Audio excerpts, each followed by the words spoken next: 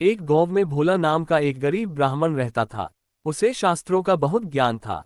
उसके पास गांव का कोई व्यक्ति कुछ पूछने आता था तो वह उसकी परेशानी का उपाय बता देता था। एक दिन उसकी पत्नी सुधा ने कहा, सुधा, सुनो जी, आप जो सबको उपाय बताते रहते हो, ये सब लोगों को मूर्ख बनाते हो या इस सब में कोई सच्चाई भी है?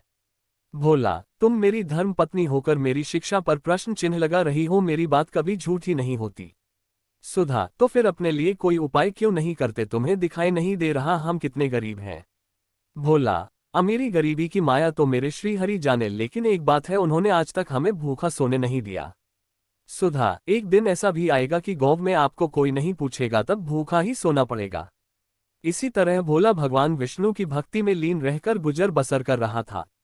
तभी एक दिन उसके पास एक सेठ जी आए। उन्होंने कहा, सेठ जी, भोला मेरे पास बहुत पैसा है लेकिन सुख भोगने के लिए संतान नहीं है। मेरा क्या कसूर है जो मुझे संतान का सुख प्राप्त नहीं हो रहा है? भोला, सेठ जी, आपके पिछले जन्म के कर्मों के कारण आपके घर में संतान नहीं है। पिछले जन्म में आप एक शिकारी थे, आपने एक चिड़िया को मार दिया था। वह अपने बच्चों के लिए दाना लेने गई थी, जिससे उसके बच्चे भूख से तड़प कर मर गए। इसी कारण इस जन्म में आपको संतान का सुख नहीं मिल पाया है। सेठ जी, पंडित जी, कोई तो उपाय होगा। भोला, सेठ जी, जब आपके पाप कर्म समाप्त हो जाएंगे तो आपको ये सुख मिल सकता है, इसके लिए इंतजार करना होगा। सेठ जी, मैं आपका घर धन से भर दूंगा, किंतु मेरे घर में संतान होने का उपाय बता दीजिए। ये सुनकर भोला को गुस्सा आ गया। उसने कहा, तुम मुझे धन से खरीदना चाहते हो? चले जाओ यहां से। उसके जाने के बाद सुधा ने कहा, सुधा, जब वह सेठ धन देने को तैयार था तो तुम्हें क्या हो गया था? उसे उल्टा सीधा कुछ भी उपाय बता देते। भोला, श्री हरि विष्णु का भक्त हूँ, झूठ बोलकर पाप की कमाई नहीं कर सकता। यदि तुम्हें मेरे साथ रहना है तो रहो, नहीं तो चली जाओ यहां से।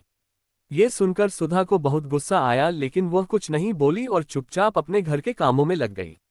जिस दिन से वे सेठ जी गए उस दिन से गौव वालों ने भोला के पास आना बंद कर दिया, क्योंकि सेठ जी ने पूरे गांव में जाकर कहा कि वह तो लोगों मूर्ख बनाकर पैसा ठगता है। ऐसी बातों को सुनकर गौव वाले भोला का विरोध करने लगे। कुछ समय के बाद भोला और सुधा की भूखे मरने की नौबत आ गई।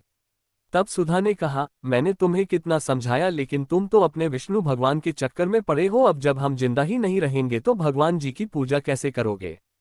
कुछ और दिन बीत गए। अब दोनों से उठा बैठा भी नहीं जा रहा था। वे दोनों अपने घर में लेटे हुए थे। सुधा, लगता है मरने का समय आ गया है।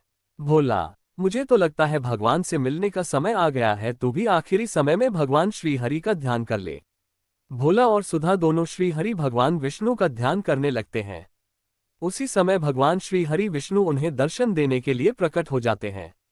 भोला, भगवान, अब तो हमारे अंदर इतनी भी हिम्मत नहीं कि आपके श्री चरणों में प्रणाम कर सकें। अब तो आप हमें अपनी शरण में ले लीजिए।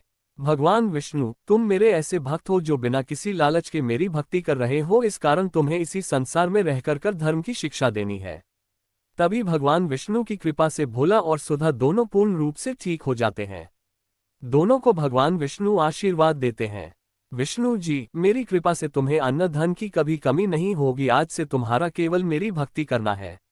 ऐसा कहकर भगवान श्री हरि अंतर्ध्यान हो गए।